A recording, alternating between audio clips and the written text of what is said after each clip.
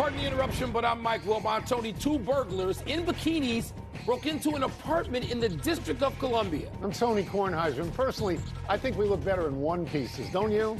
You know, this is fake news. Is this fake? I don't know. You live there? Well, that happened in your neighborhood?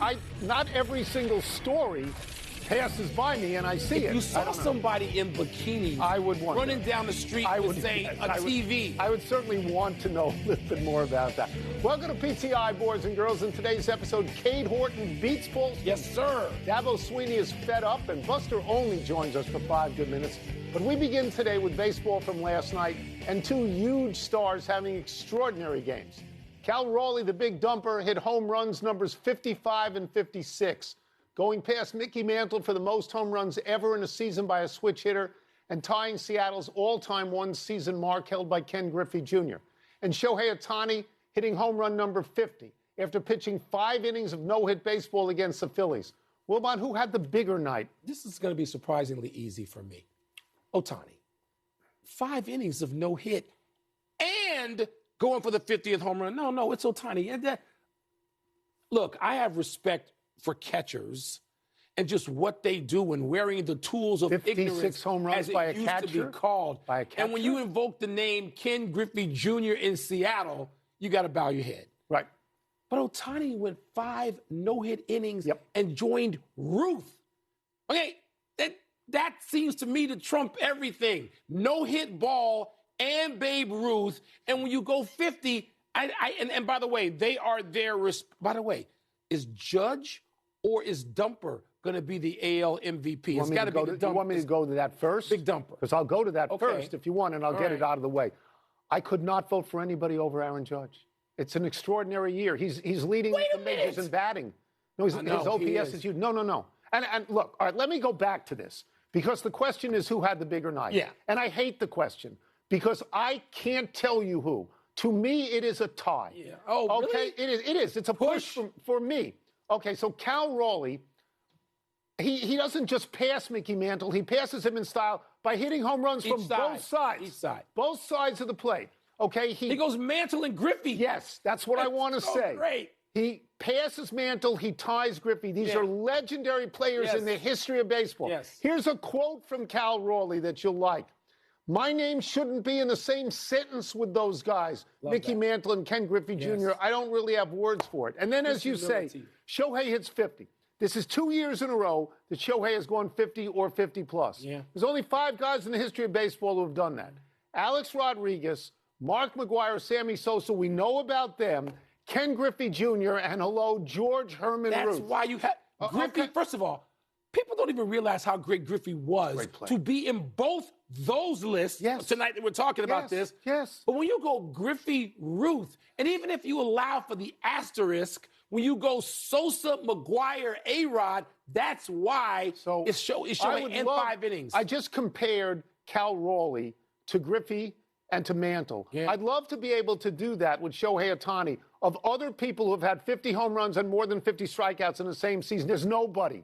There's nobody. So what we should be doing is not saying who had the bigger night. We should be luxuriating this. This is tremendous. True. Tremendous. And let's go back real quick. Your MVP in the AL is? I got to say Aaron Judge, and am I wrong? Do you think I'm wrong? There's no wrong. Okay. If I had a vote. You'd vote for Raleigh? I think so. Catcher. Yeah, no, I know. 56 home runs. Dynamic, You know, and the Mariners are a hot team. But Judge's output, his total offensive time output, injured too. And every time he's good, the Yankees win. And the reverse is true. When not there, they lose. No, I agree. Oh, it's me again. Yes, it is. Let's stay with baseball here. In a matchup of 2 young, great pitchers, your boy Cade Horton of the Cubs beat Paul Skeens of the Pirates 4-1, getting 3 runs off Skeens, chasing him in the 4th. Horton went 5 innings, giving up 1 earned, striking out 6. He's now 11-4 with a 2.66 ERA. Skeens is now 10-10 with a 2.03 ERA. Wilbon, what does this game say about each pitcher? They're great. But we chased Skeens after 3 2/3. We? 3 2/3. What did I tell you yesterday when we left the studio? What did I say on the air? I said Cade Horton's going to outperform Skeens. And I think that's only a matter. Skeens probably the best pitcher in baseball. But him or Scooble? He or Scooble. Skeens, the Cubs are now working against him. when he's in your division, you've got to learn how to hit. You've got to learn how to take walks and make him throw pitches and get into pitch sequence. You've got to master all the subtleties. Craig Counsell, let me give him a tip of the cap. People in Chicago critical of Craig Counsell. Really? Shut up. Anybody critical of Craig Counsell? Sylvie, he knows what I'm talking about. So I think he's done a hell of a job with Cade Horton. I would not start Cade Horton in the playoffs, 3 games against the Padres if we're lucky. I wouldn't. I'd put Shota Imanaga out there, and I would not put the pressure on the rookie. I'd have him pitch second at earliest. So great that this has become a local show and you're shouting out to Sylvie and warning him that you're smarter than he is.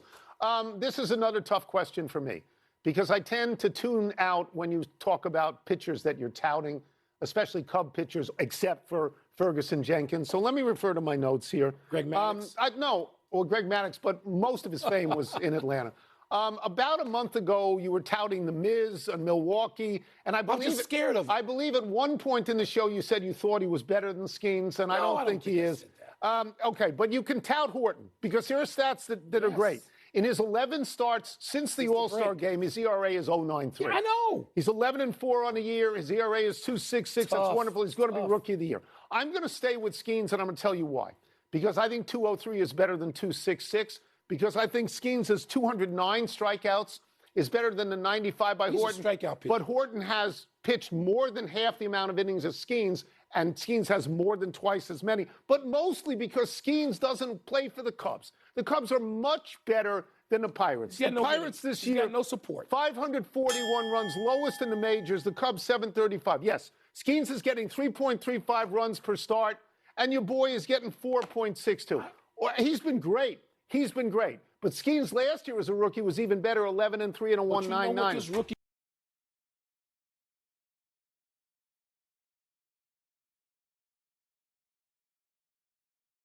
I'm not putting him out there on the bump to start the playoffs. No. I got other Matthew Boyd.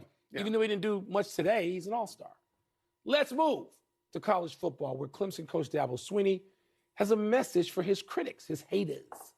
Following Saturday's loss at Georgia Tech, Swinney told reporters Tuesday, quote, "If Clemson is tired of winning, they can send me on my way. But I'm going to go somewhere else and coach. Hell, I'm 55. I got a long way to go." And then he added, "If you don't believe in us because we've lost 2 games down to the last play and we're 1-2, you weren't all in anyway." Seems Dabo's feeling some heat, Tony. Should he be? No, because he's been to 4 national championships and he's won 2, because he's won 8 out of the last 10 in the ACC, because since Saban is retired, who you got that's actually better than Dabo Swinney? Does he find himself on a hot seat? Billy Napier of Florida finds himself on a hot seat. Yeah. Dabo finds himself on a warm seat. It's not a hot seat. And the reason is because there's no sport that we follow that's like college football, where it's what have you done for me lately? Yeah, people are crazy. The fan bases are nuts. Absolutely. Swinney was right in everything he said, but it was really whiny. I mean, and he looks sort of unhinged. And there are probably people in Clemson right now who are saying this to themselves. They're saying, you know what? Dabo doesn't really believe in a transfer portal. And Dabo's lost a lot more games lately than he used to lose. In fact, he's lost 14 games in the last 4 seasons, 16 if you count 1 and 2 this year. And there was a period of time from 2012 to 2029 seasons where he didn't lose that many games. So maybe the game has passed him by. That's being said. I don't know how publicly, but it's being said. You know what? I'd hire Dabo in a heartbeat. Who wouldn't? By the way, Florida may hire Dabo in a heartbeat. Exactly. But you know what? It's probably just time. Probably time for Dabo to go on. This is not, John Robinson staying at, USC. This is not that. This is not Bear Bryant and Joe Paterno. This isn't. It's a different time. Dabo can go somewhere else, make a fan base really, really, really, really excited for a long time. Yes. Probably win again, just like he said. But it doesn't need to be Clemson. And the people at Clemson can be stupid, like the people at Nebraska once were, and say, 9-3, 10-2, not good enough for us, and spend the next 15 years in the wilderness. It reminds me of when Nick Saban used to give those rat poison speeches. And it reminds me of that because Dabo Swinney went to Alabama. You know the smartest thing he ever did? Because he could have had that job. He didn't want that job. No, you Let don't. Kalen DeBoer suffer in that following. Speaking of that. But you're right. He can go anywhere. How much money would Florida put up? Hundreds of millions of dollars to get the guy, right? He's a proven winner. Look, Come on. I am a college football booster. Take out a checkbook right now for Dabo. We're all stupid and crazy, and we have expectations that are out of line and out of whack, and we want to fire people, and we want to hire people. All the time. This sport, it's part of what makes it exciting. Yes, right? I agree. Let's take a break. Coming up, could the streaking Guardians catch the Red Sox for the third wild card in the American League? We're going to ask Buster Olney. We'll also ask him whether we should expect the Mets to hold on to the same wild card in the National League. You thought he was whiny, though, didn't you? I liked it. Really? Yeah, I thought he went at him. Really? Yeah. Okay. Yeah, I thought that was kind of... I thought it was a little over the top. Well, it was. Over the top. But everything in college football is over the top. Yeah. Let's talk baseball with our great friend, ESPN senior writer and Sunday Night Baseball reporter, Buster Olney, who, as I've told you, Wilbon, has skills. He can make bagels, he can milk cows, and he can grow potatoes. I can eat potatoes, eat bagels, and drink milk. Okay, there you go. So we got that in common. So you're even. Let's start with this, Buster. The Mets have won their last two, but they've only a 1.5 game lead on Arizona for the third NL wild card. Do you believe in the Mets?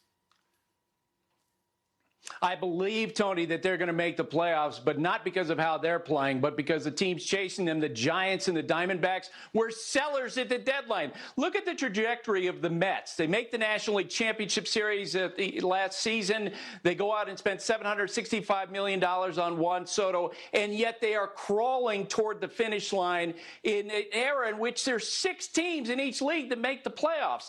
Since July 28th, the Mets are 16-29. Their starters have a 5.39 ERA. If they don't make the playoffs, it'll be the biggest collapse in the history of baseball. Wow.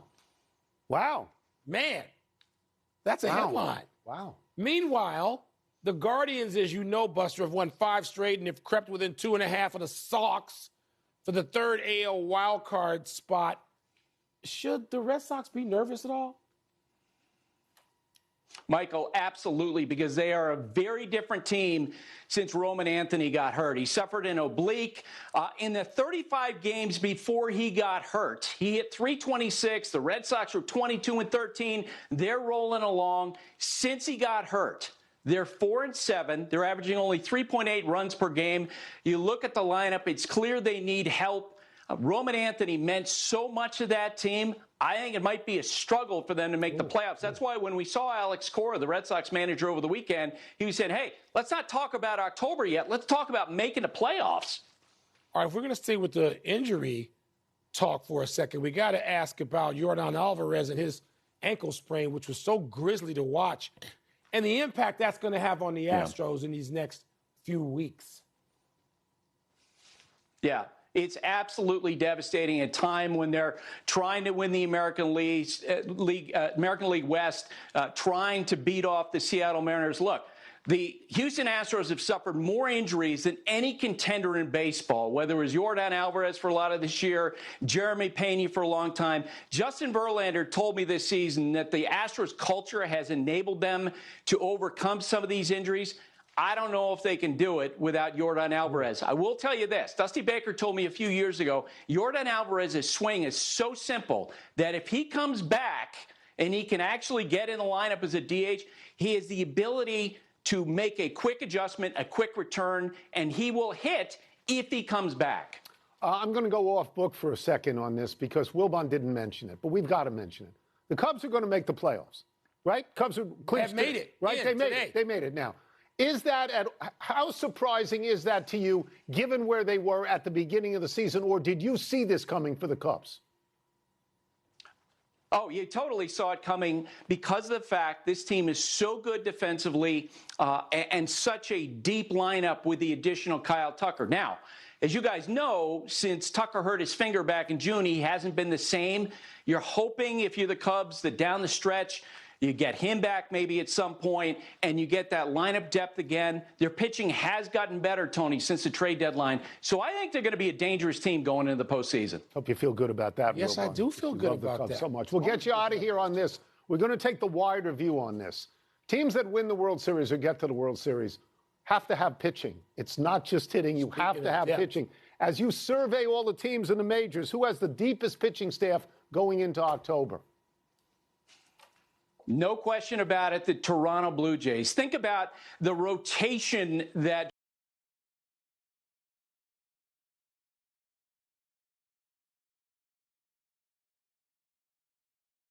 Bieber, who they acquired from Cleveland at the trade deadline, and Chris Bassett and Max Scherzer. And now this kid, Trey Savage, who came up the other day, was absolutely dominant over 5 innings in his major league debut, throwing a great splitter. You know that once we get to the postseason, he is going to be a tremendous weapon, maybe like Francisco Rodriguez in 2002 when he got called up at the end of the year by the Angels and was a difference maker because opposing hitters just didn't know him. Toronto. I would have thought the Dodgers. I would have sat here and thought the Dodgers. Buster, thank you so very much, as always. Thank you. All right, guys. Thanks. Let's take one last break. Still to come, a rough night for Wilbon's WNBA playoff picks. I know, man. I got it over. Could the Commanders be without Jaden Daniels on Sunday? I'm going to surprise you with my take on that. Did you know, as Buster knew, that the Cubs would be this good? Did you really? I thought they would have a shot. Not this good. Right. No, Buster knows his stuff. I'm a fan. Right. I hope. Really? You're a fan? I hope. I had no idea. Not an analyst. Not in that sport. Happy time, people. Happy birthday to a whole lot of people you're going to recognize. Right. It's one of those big days. Who? James Wood, big slugger. He's had a real rough time since the All-Star game. He's 23. Austin Matthews, who led the NHL in goals in 2024, is 28. Patrick Mahomes, you know him? Yeah. Who has 3 Super Bowl rings. He's 30. Heard of him. Jose Ramirez, who is likely to go 30-30 this season for the 3rd time, is 33. Alexander Ovechkin, who has scored more goals than anyone ever, is 40. Wow. Jimmy Johnson, one of the greatest race car drivers of all time, is 50. Rasheed Wallace, famous for saying, both teams played hard, my man, he's 51. Rashid. Mark Brunell, 3-time Pro Bowler, is 55. And Phil Jackson, who won 1 NBA title as a player and 11 as a coach, he's 80. That's even better than, what is it, the Jim Brown, Michael Jordan birthday? A lot or of the LeBron Tiger. Isn't there a LeBron Tiger daily double? I think in December, right? In late December? Yeah. Pretty good. This is impressive. This is a good list. Happy anniversary, Earl Weaver and Bill Haller. This is posthumous. But on this day, 45 years ago, the fiery manager and the umpire got into it after Haller called a balk on an Orioles pitcher. Weaver's ensuing tirade resulted in Haller tossing him from the game. This is nothing new for Weaver. He was tossed from at least 91 regular season games, several more in the postseason. 3 different times Weaver was ejected from both ends of a doubleheader. Ron Luciano personally ejected Weaver from all 4 games of a minor league series and 8 games in the majors. Weaver once spurned an offer by an umpire to see the umpire's copy of the rule book saying, quote, "That's no good. I can't read Braille," unquote. Weaver was rude, crude, wild, obnoxious, obstreperous, a thorough delight, and a great manager. He was brilliant. Yeah. Wasn't that the subject, Weaver and getting tossed, of a less filling tastes great commercial? Certainly could have been. Wasn't there? It seems like there was. We both got to see. He did. The only game. Happy trails to Wilbon's WNBA playoff predictions for last night's games. Wilbon, you had the dream eliminating the Fever in Game 2 last night. Wrong. The Caitlin Clarkless Fever won by 17 in Indy. And in Seattle, you had the Aces ousting the Storm. Wrong again. The Storm snapped the Aces' 17-game winning streak, winning by 3. Let's try again for tonight's games. Wilbon, will the Liberty and the Lynx advance? I think the Lynx will advance. I think Phoenix wins at home over Liberty. But let me just say this. Those games were great endings. I watched both of those games. The Aces' loss is surprising. Just the Aces, they just win every game. And so whenever they lose, you're like, oh, my God, it's so great to see basketball in Seattle. Hello, NBA. Let me say it again. It's so great to see basketball and that crowd in Seattle. It was thrilling to watch. So that's what you watched last night? Yes, I did. You know what I watched last night? The Nats. Well, I wanted to watch the Nats. I kept going back. They were in a weather delay. The Nats were broadcasting some game against the Marlins from 20 years ago. And it said on the right-hand corner of the screen, weather delay. And I waited at 7. It was the second game of doubleheader. It was 7:30, 8, 8:15, 8:30. I said, well, then it was raining outside my house. I said, they're not going to play. They started last night. At what time? Close to 9. They finished after midnight last night and lost both ends. Of course, they lost both ends. Now, I missed it. Let's go to the big finish if we could. Let's do it. Jets quarterback Justin Fields out with a concussion. Tyrod Taylor will start against the Bucs. Your thoughts? I just want Justin Fields to be healthy and get some momentum and play. I still root for him. I do. Commanders quarterback Jaden Daniels has yet to practice this week. Are you concerned? Yes, but it's only game 3. I would sit him. I would too. You have to keep him healthy. Against the Raiders, I sit him. Beat the Raiders at home. We are on the same page. You can do that without him. Yep. Khalil Mack's elbow injury is reportedly not season-ending. Is that a big deal? It's still a big deal because it sounds like he's going to miss a month or so, and they need Khalil Mack. Well, come on now. The Angels will finish, get this, under 500 for the 10th straight season. Your thoughts? Makes me sad. Mike Trout has disappeared. Get him out of there. He's got to go. Get him out. Free Mike Trout. Last one, Bayern Munich, Liverpool, and PSG all won their Champions League openers today. Who had the best win? They all won at home. Bayern beat Chelsea. So I'm going to go with that as the best win. Is that what you call them, Bayern? Bayern Munich. Great. I would have called them by their full name, not just their first name. We're out of time. We'll try and do better the next time. I'm Tony Kornheiser. I'm Mike Wilbon. Same time tomorrow, knuckleheads. Fly the W in Chicago. We're back in the playoffs. This is called filling, kids. Here's sports. When there's too much time left, you got to fill. PTI bonus topic. All right, Wilbon. Should the NFL ban the tush push? Hell no. No. Defend it. Figure out, draft people to stop it. I'm putting most of the blame for this public discussion on our dear friend, my dear friend, Mike Greenberg, Northwestern Zone. Really? Because every morning he is whining unbelievably about this, eliciting text messages from me during the commercial break. No, I don't want to hear this. And luckily there are people like Jeff Saturday saying, shut up, like we do. We're going to agree on this. Yes. You don't ban it. If you can't stop it, copy it then. In a copycat league, I'm surprised more teams haven't tried to copy it. So somebody can do something you can't, and the answer is to ban it? So I have thought about this So for a while fraudulent. now because everybody wants to ban this. Not everybody. And the Eagles do it better than everybody, and Buffalo does it second best, and most teams don't do it at all. That's they're, right. They're not very good at it. My feeling is this. If you can watch this play, and somebody gets out ahead of the quarterback on offense and begins to pull him, that's illegal. But if it is just pushing, if that's all it is pushing, then I don't think you ban it. Because here, the essence of football is strength. It's winning the line of scrimmage. It's strong against strong and who wins.